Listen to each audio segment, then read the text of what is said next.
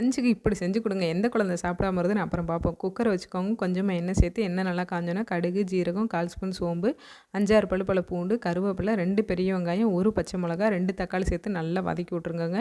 தக்காளி வந்து நல்லா தோல்லாம் பிரிஞ்சு வர அளவுக்கு நல்லா வதக்கி விட்டுட்டு 1/4 ஸ்பூன் மஞ்சள் தூள், குழம்பு மிளகாத்தூள் சேர்த்து பச்சை வாசனைலாம் போக வரைக்கும் நல்லா வதக்கி விட்டுட்டு 4 மணி நேரம் ஊற வச்சிருக்கிற தட்டைப்பயிறு சேர்த்துக்கோங்க. தட்டைப்பயிறு சேர்த்து நல்லா வதக்கி விட்டுக்கோங்க.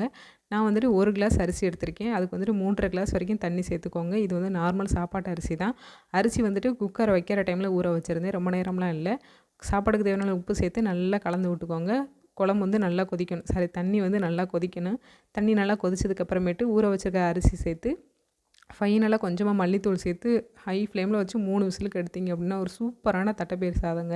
செம்ம டேஸ்ட்டாக இருக்கும். குழந்தைங்க தட்டைப்பயிறு குழம்பு சாப்பிடல அப்படின்னா இப்படி செஞ்சு கொடுங்க. சூப்பராக சாப்பிட்டுட்டு வருவாங்க. வேலையும் ஈஸியாக இருக்கும், டேஸ்ட்டும் சூப்பராக இருக்கும். வீடியோ பிடிச்சிருச்சு அப்படின்னா லைக் பண்ணி ஷேர் பண்ணிவிட்டு சேனலை சப்ஸ்கிரைப் பண்ணிவிட்டு சப்போர்ட் பண்ணுங்கள்.